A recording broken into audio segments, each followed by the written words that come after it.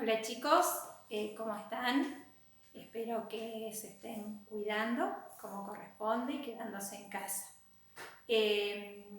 A través de los videitos que voy a ir mandando, trataré de explicarles los temas que ustedes van investigando con los cuestionarios que les voy mandando.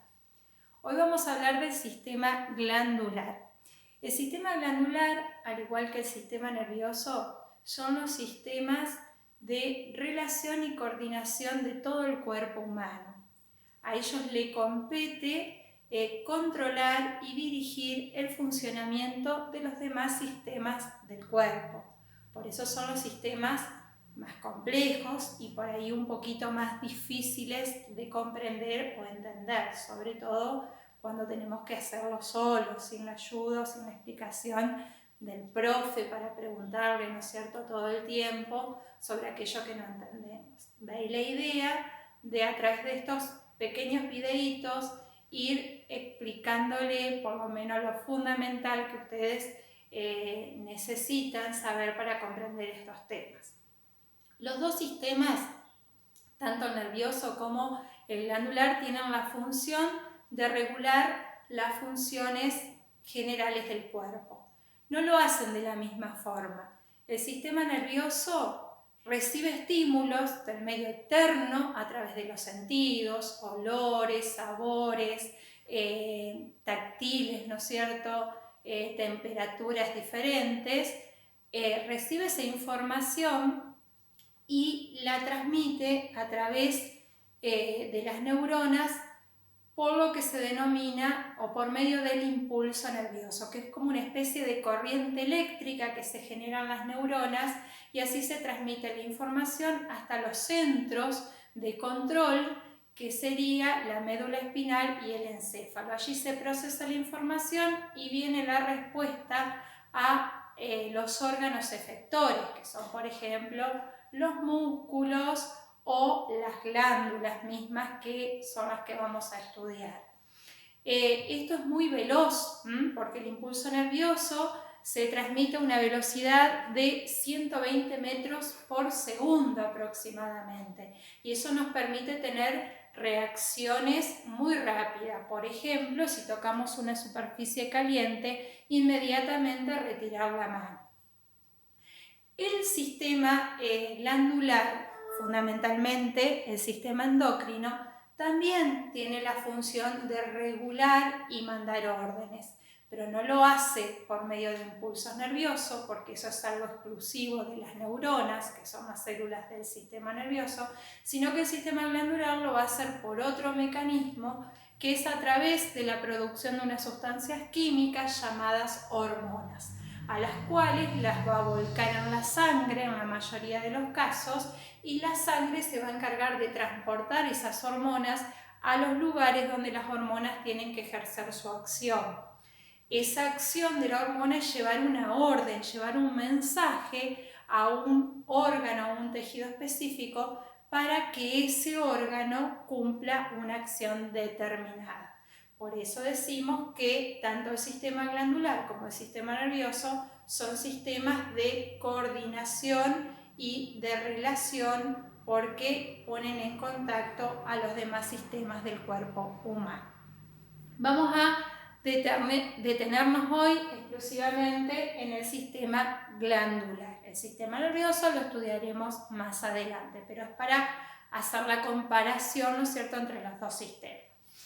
El sistema glandular está formado por glándulas. Las glándulas son órganos con células especializados en producir distintos tipos de sustancias. Hay tres tipos de glándulas. Tenemos las glándulas exócrinas, que también se las conoce con el nombre de glándulas de secreción externa. Las glándulas endocrinas, también llamadas glándulas de secreción internas. Y tenemos las glándulas mixtas. Vamos a ver la diferencia que hay entre una y otra. Las glándulas exócrinas se caracterizan por presentar un conducto excretor. Eso es lo clave en una exócrina. siempre presentan un conductito y a través de ese conductito van a transportar la sustancia que producen, que puede ser una sustancia sólida o una sustancia líquida, al exterior del cuerpo, por ejemplo, hacia la superficie de la piel, o también el producto que producen lo pueden volcar, ¿no es cierto?, en el interior de otro órgano. Un ejemplo de que el producto secretado se vuelque fuera del cuerpo serían las glándulas sebáceas, como el esquemita que yo les hice acá. Tenemos la glandulita, ¿no es cierto?, la parte donde se produce el sebo se encuentra en el interior de la dermis y el conductito llega hasta la superficie, hasta la epidermis. Ahí se abre por medio de un porito y en la parte externa, ¿no es cierto?, de la epidermis se secreta el sebo. El sebo tiene como función lubricar, ¿no es cierto?, la piel y también tiene una función de defensa que se verá más adelante. Se van produciendo las gotitas de sebo y a través del conductito se transporta esta sustancia, que en este caso sería sólida, hacia el exterior del cuerpo. Otro ejemplo parecido sería el de las glándulas sudoríparas, en donde el producto secretado por la glándula es el sudor, que también va a presentar un conducto y a través de ese conducto va a eliminar el sudor a la superficie de la piel. La eliminación del sudor tiene como objetivo eliminar toxinas y también regular la temperatura corporal. Otro ejemplo de glándula exócrina serían las glándulas salivales, que producen la saliva y que a través de conductitos que presentan vuelcan la saliva, pero en este caso no en el exterior del cuerpo, sino en el interior de otro órgano. ¿Cuál sería ese órgano? En este caso una cavidad, la boca. La vuelcan en el interior de la boca. Otro ejemplo de glándulas exócrinas son las glándulas mamarias, que producen la leche y que eliminan, ¿no es cierto?, la leche al exterior cuando el bebé se está amamantando. Las glándulas vestibulares o de Bartholin, las vesículas seminales, la próstata, que son glándulas anexas de los sistemas reproductores masculino y femenino, respectivamente, ¿no es cierto? La próstata y vesículas seminales del masculino, las vestibulares o de Bartholin del femenino. Hay otros ejemplos más, pero nos sirven ya estos datos para entender la característica de una glándula exócrina. Entonces, lo central es que presentan un conducto excretor y a través de ese conducto van a transportar la sustancia producida, sea esta sólida o líquida, hacia el exterior del cuerpo o hacia el interior de otro órgano. Después tenemos otro tipo de glándulas que son las glándulas endocrinas. El prefijo endo significa hacia adentro. Por lo tanto, ¿en qué va a consistir esta glándula o qué características presenta? Bueno, primero que el producto que producen nunca se va a eliminar hacia el exterior del cuerpo. Y lo otro fundamental es que no presentan conducto excretor. Estas glándulas presentan células especializadas en producir sustancias químicas llamadas hormonas. Estas hormonas van a ser volcadas a los capilares sanguíneos que rodean estas glándulas. Estas glándulas siempre tienen una gran irrigación sanguínea y por lo tanto es fácil acceder, ¿no es cierto?, a estos vasos sanguíneos para justamente volcar allí el producto de secreción que sería la hormona y la sangre se va a encargar en este caso de transportar esa sustancia química llamada hormona a los lugares donde las hormonas deben actuar. Las hormonas generalmente actúan lejos del lugar donde se producen. El lugar donde la hormona ejerce su acción se denomina célula blanco o célula diana y normalmente está alejada esa célula blanco de la glándula que produce la hormona. Por eso es fundamental la acción, ¿no es cierto?, de la sangre, que es el medio de transporte. Hay algunos casos especiales en donde las hormonas no necesitan del transporte de la sangre porque actúa la hormona en una célula vecina y en otros casos en la misma célula. Eso lo veremos más adelante, que son otros tipos de comunicación hormonal que se llaman parácrina y autócrina respectivamente.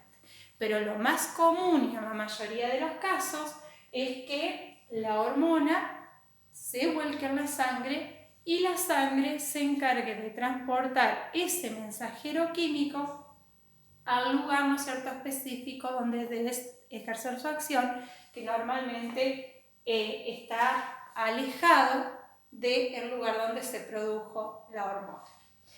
¿Qué ejemplos tenemos de glándulas endocrinas? Bueno, acá yo les esquematicé la glándula tiroides, que se encuentra en el cuello, debajo de la laringe y delante de la tráquea. En esta zona de acá tenemos ubicada la glándula tiroides, que produce hormonas muy importantes que ya las vamos a estudiar.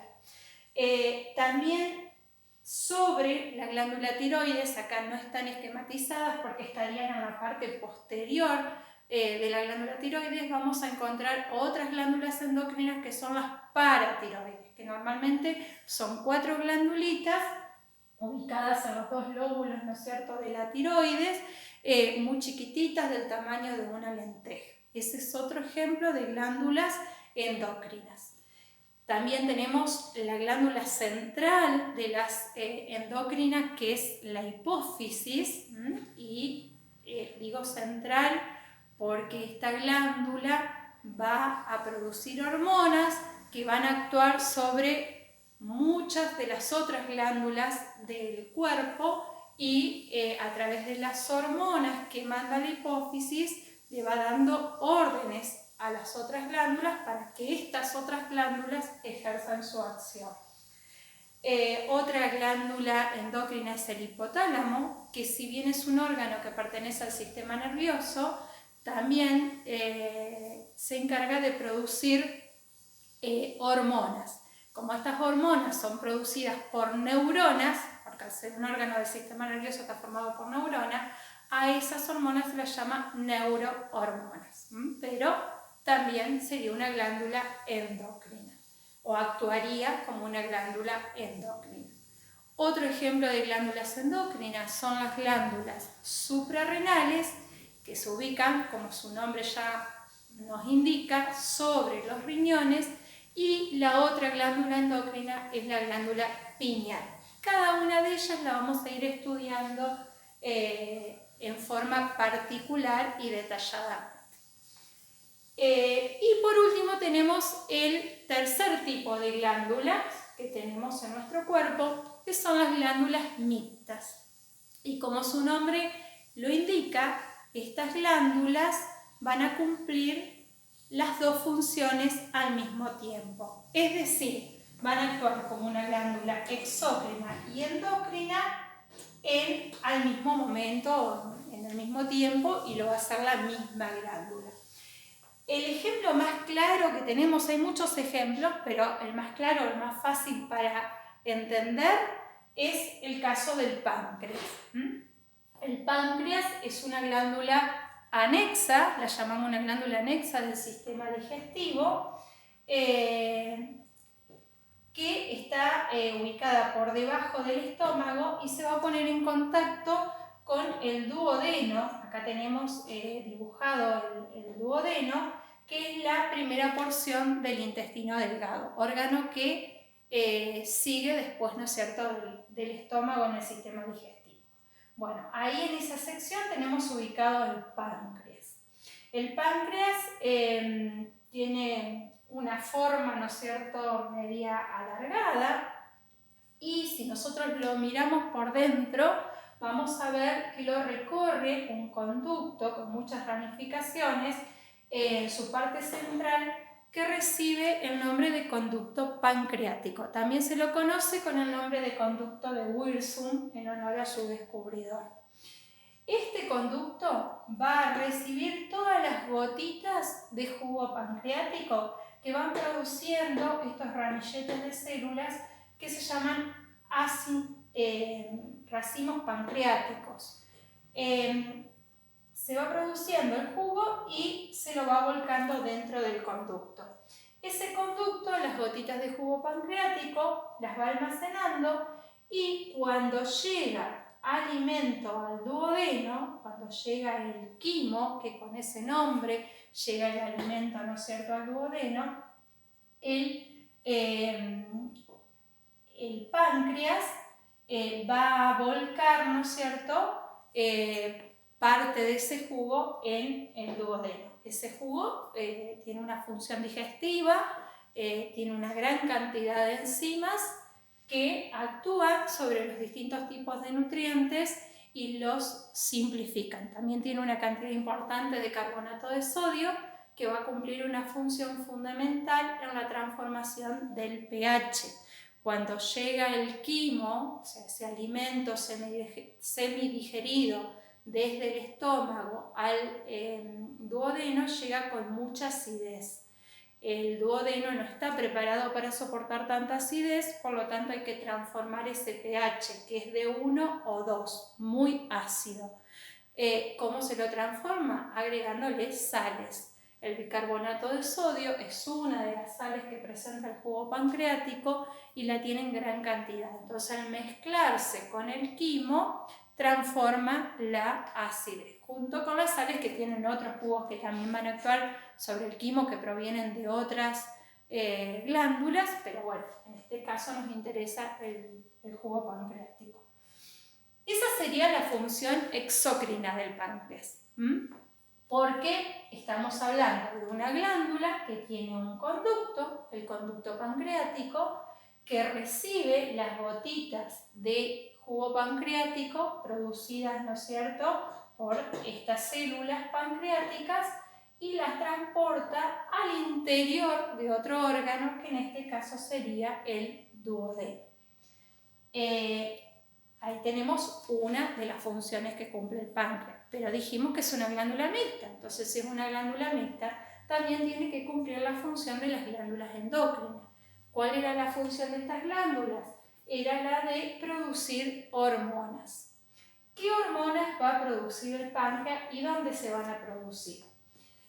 Dentro de las células que conforman el páncreas hay sectores en donde hay grupos de células especializadas que son las encargadas de producir las hormonas. A esos grupos de células que van formando como unas pequeñas islitas dentro del páncreas se los denominó islotes y se los conoce con el nombre de islotes de Langerhans porque es el científico que descubrió estas células y las hormonas que producían. Entonces, en honor a él, se las denomina así. Estos islotes, que serían los que acá están dibujados con células de distintos colores en su interior, yo solamente dibujé 2, pero hay más, ¿no es cierto?, dentro del páncreas, es en forma representativa. Tienen 3 tipos de células diferentes, a las cuales se las denomina células alfa, células beta y células delta. Cada una de esas células produce una hormona diferente. Las hormonas que produce el páncreas fundamentalmente son 3. Digo 3 porque hay otras más, pero estas son las claves, las que tienen funciones claves en nuestro organismo. ¿Cuáles son esas hormonas? Bueno, las células alfa van a producir una hormona que se llama glucagón. Las células betas van a producir otra hormona que se llama insulina, por ahí esta les resulta un poquito más conocida, y las células delta de los islotes van a producir la tercera hormona, que es la somatostatina. La insulina y el glucagón son las responsables de regular en nuestro cuerpo los niveles de glucosa. Una va a actuar cuando los niveles de glucosa son elevados en la sangre para hacerlos bajar, y la otra va a actuar cuando los niveles de glucosa están muy bajos, justamente para hacerlos subir. Es decir, una va a tener una acción hipoglucemiante, que va a ser el caso de la insulina, y otra va a tener una acción hiperglucemiante, que va a ser el caso del glucagón. Esto lo veremos más en detalle cuando estudiemos el páncreas específicamente.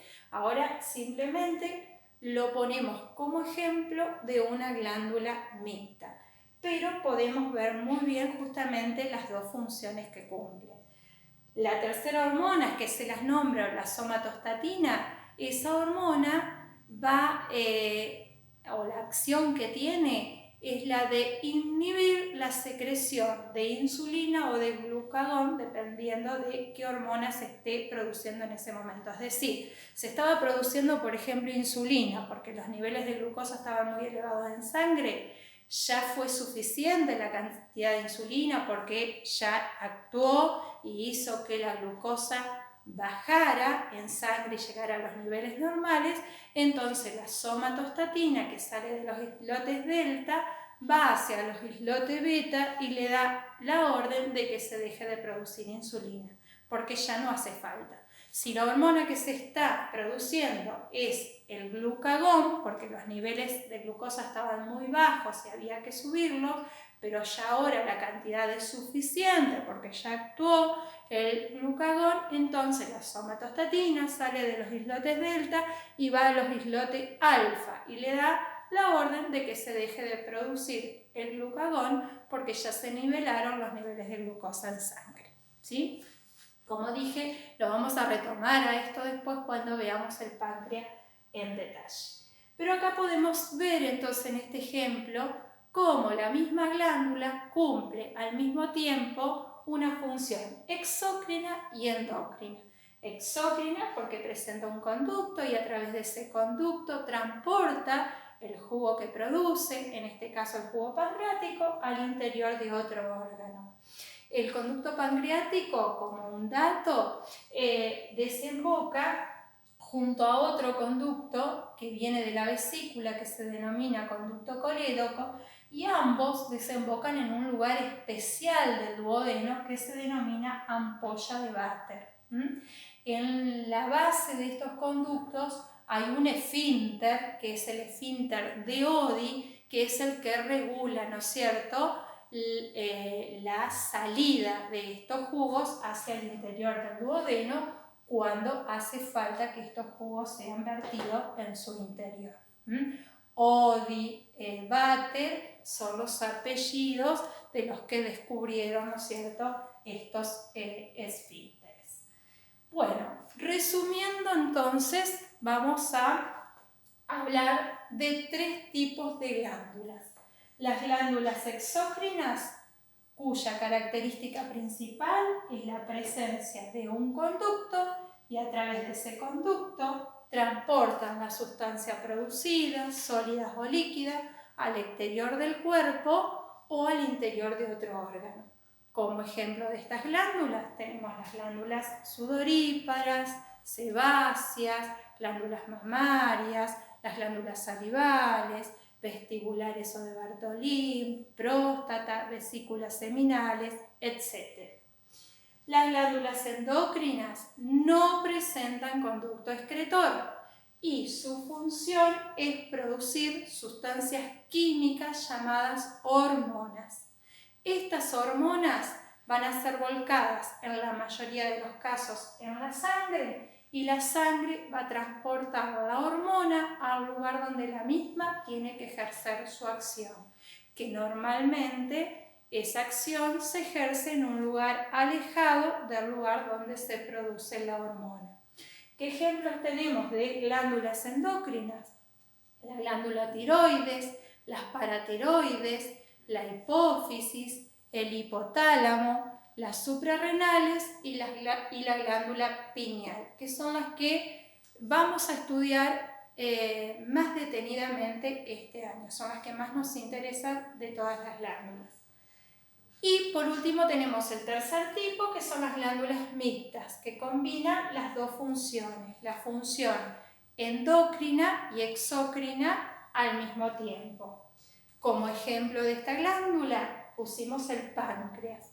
El páncreas, como glándula exócrina, produce el jugo pancreático y a través del conducto pancreático lo vuelca en el interior del duodeno. Como glándula endocrina, tiene células especializadas llamadas islotes de Langerhans que van a producir hormonas. Los islotes se dividen en 3 grupos, los islotes alfa, beta y delta, y cada uno produce una hormona diferente que ya las mencionamos y que tienen cada una función específica. Entonces ahí vemos cómo la misma glándula cumple al mismo tiempo las dos funciones. ¿Qué otros ejemplos de glándulas mixtas tenemos? Las gónadas, es decir, los ovarios y los testículos. Los ovarios como glándula exócrina van a producir los óvulos y como endocrina van a producir 2 hormonas que son los estrógenos y la progesterona.